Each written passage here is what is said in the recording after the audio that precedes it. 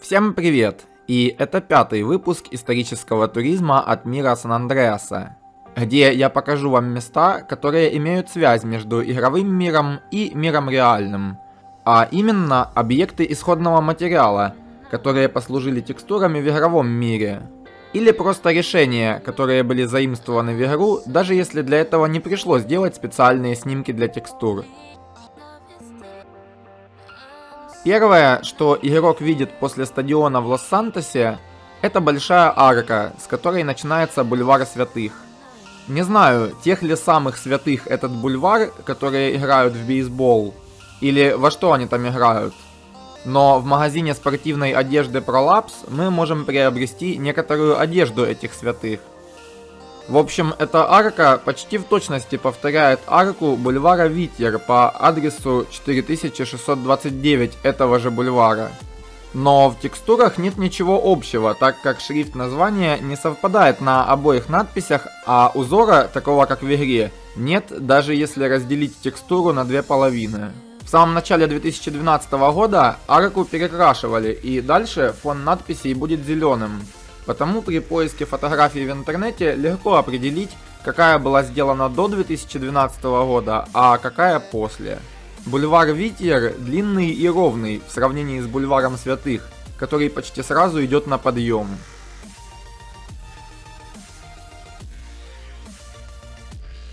Поднимаясь по бульвару Святых на север, по левой стороне будет уголок с множеством витрин, среди которых одна выделяется яркой оранжевой рамкой и множеством мелкого текста на ней, как сверху, так и сбоку. Некоторые слова в тексте заметно удалены, так же, как и надпись на желтом баннере, вероятно, телефонных услуг, которая могла в себе содержать название компании или еще какие-либо данные, которые нежелательно было бы афишировать в игре. Это магазин электроники, который с обеих сторон заполнен небольшими электротоварами, и находится он по адресу 759 Южного Бродвея в Лос-Анджелесе. Благодаря некоторым ранним Google панорамам можно частично увидеть нечитаемый из-за малого размера или удаленный текст из игровой текстуры. Магазин уже закрыт, начиная с самых давних панорам. Я полагаю, что на данной площадке работает другой продавец, так как сильно обесцвеченные от воздействия солнечных лучей надписи на рамке магазина уже перекрыты новыми вывесками, а витрина имеет немного иные товары. Да, и главный баннер магазина переживает не лучшие времена. Кстати, если внимательно присмотреться к тому месту, где должен был располагаться этот баннер, можно опознать знакомую вывеску из центрального Лос-Сантоса и не только. В игре она есть в двух вариантах: кадрированный под стандартные пропорции и полный борд, где можно увидеть надпись Super Discount, смещенную немного влево.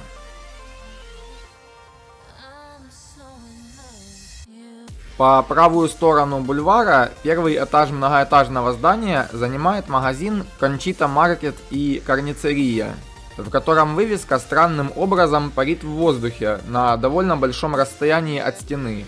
Да и растянута она прилично, в отличие от такой же вывески на втором таком магазине в Лас-Колинасе. По своей форме здания второй магазин более похож на оригинальный по адресу 3432 Северного Бродвея в Лос-Анджелесе. 2012 год будет последним, когда можно было увидеть тот баннер, который мы видим в игре. А до этого будет такой период, когда магазин будет без нескольких половин боковых панелей. Эта вывеска – это, пожалуй, единственное, что изменится во внешнем виде магазина на протяжении более чем 15 лет. Поднявшись немного выше по бульвару, мы видим небольшой ряд магазинов на разной высоте, первый из которых именуется как «Блошиный рынок 98 центов». Но обычно такое заглавие мы больше замечаем не тут, а на соседней к этому бульвару улице в виде огромного баннера во всю ширину пространства между двумя многоэтажными домами, где, по-моему, он смотрится уместнее, если не знать, что настоящий такой баннер по адресу 716 Южного Бродвея на самом деле всего около 2 метров в ширину. Все свое время от совершения данной фотографии для текстуры и до момента, когда этого баннера там не стало, Он был одинаково помятым, и это помешало создателю текстуры сделать ровную картинку, в которой цифра 98 была бы видна полностью. Поэтому мы получаем вывеску, на которой первая цифра может показаться единицей или четверкой, стертой наполовину. Но беда не приходит одна, и сверху этой вывески можно наблюдать начало соседней текстуры магазина подарков, как и на вывеске магазина подарков будет заметен мелкий остаток нашего бродвейского баннера блошинного рынка. Провисел такой баннер предположительно до 2010 года, а вот с какого времени неизвестно. Но в интернете есть старая фотография, где частично видно то место, где эта вывеска должна висеть, но ее там нет. В этот давний период в окнах еще горят светящиеся панели, над местом нашей вывески висит другая, которую сложно разглядеть, а слева от вывески City Burgers был иной магазин.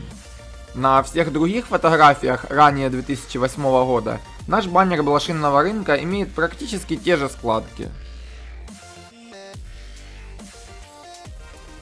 Следующий стенд справа после баннера блошинного рынка принадлежит компании G&A Automotive Rebuilders, которая в Лос-Анджелесе была по адресу 6529 бульвара Витьер, и об этой компании нет абсолютно ничего в интернете.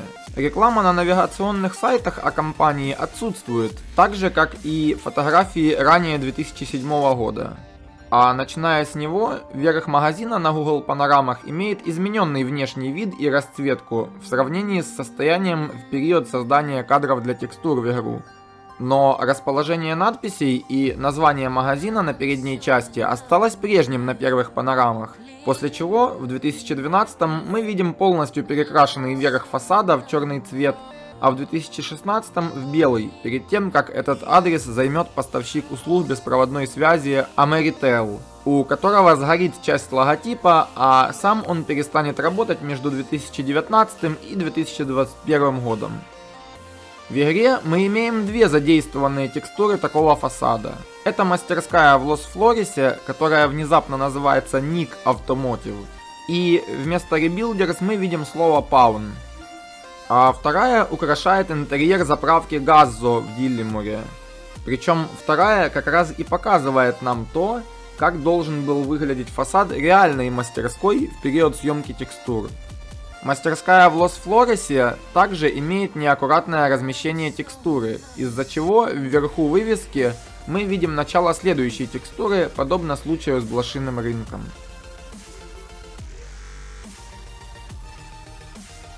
Третья вывеска из этого ряда магазинов принадлежит дилеру автомобильных запчастей с дурацким названием Яйярир. И долгое время я думал, что это имя или фамилия какого-нибудь иностранца, который владеет этим бизнесом. Пока не догадался, что это намеренно измененное название мексиканского штата Наярит. И в Лос-Анджелесе немало заведений с таким названием. В основном связанных с ремонтом и облагораживанием автомобилей.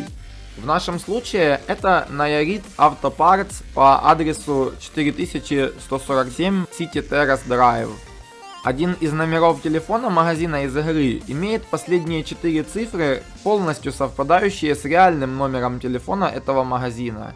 Потому сомнений в сходстве нет, несмотря на то, что нет никакого намека на то, где и когда висел тот самый баннер, который мы имеем в качестве игровой текстуры. Магазин автозапчастей Nayarit работает по сей день и пережил соседнее заведение, которое закрылось в 2018 году.